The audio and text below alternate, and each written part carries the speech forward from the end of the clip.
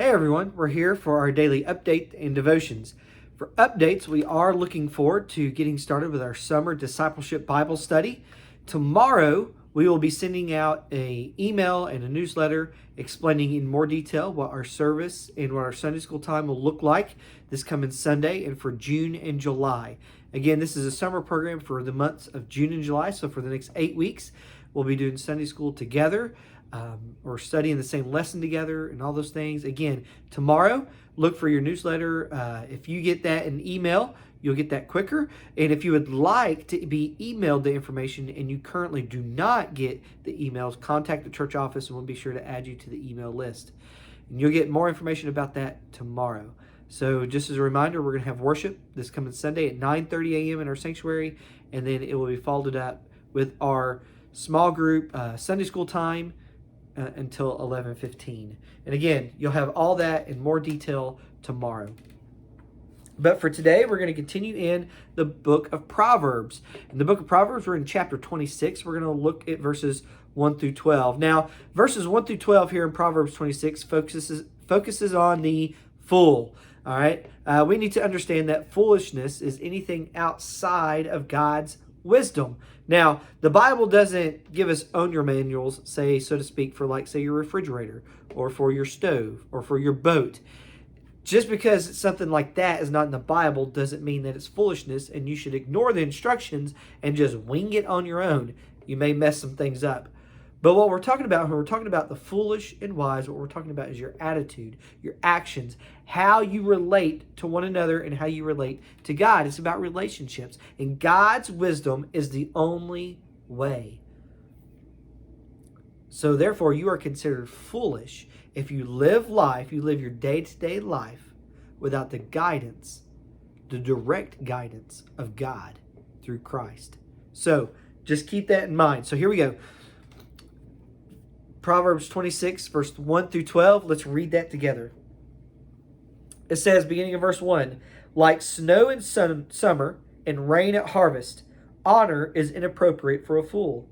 Like a flittering sparrow and a fluttering swallow, an undeserved curse goes nowhere.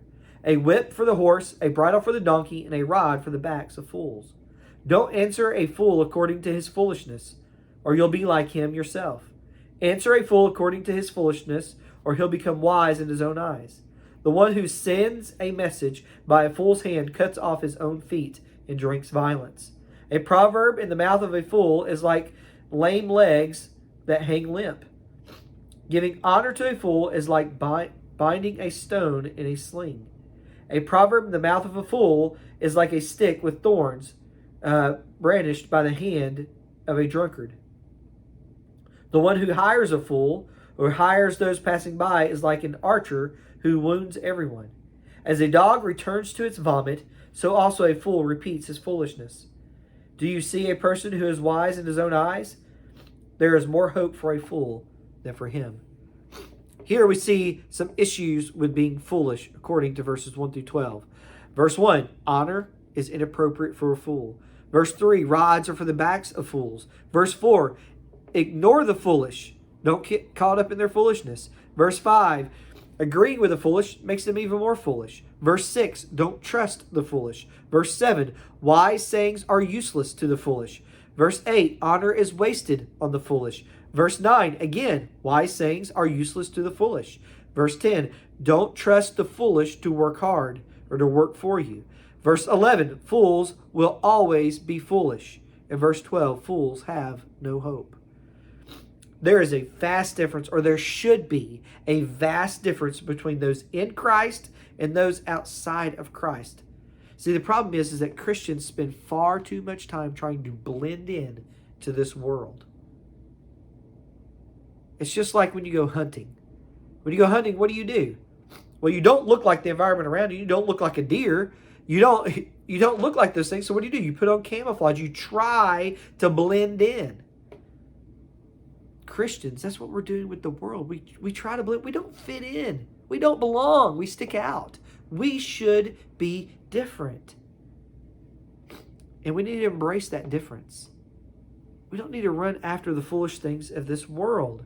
We need to be different. We need to be a light. And we don't need to fear being rejected by the world. We need to fear being rejected by God and not glorifying Him with our life.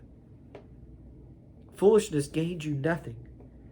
And again, the verse that sticks out to me, that has stuck out to me for years, is verse 11. As a dog returns to its vomit, so also a fool repeats his foolishness. How many of y'all have ever seen a dog eat its own vomit? I've seen that, man. It's so gross, isn't it? It's like, as a kid, you can't look away. You're like, oh, look at that. Oh, and you laugh. But the thing is like when it comes to this world, now that I've become adult, I see that, man, people keep making the same mistakes over and over and over and over and over again.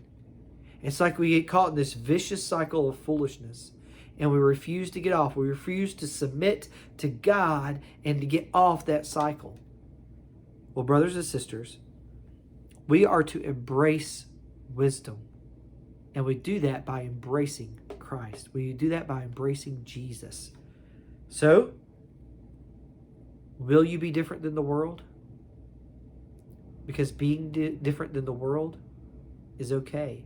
It's actually expected by God Himself. We are called the saints of God. We are called the holy ones, the set apart ones for God's glory. Jesus said we're to be in the world, but not of it. Be different. Be a light. Hope you have a great evening. Look forward to talking with you again tomorrow.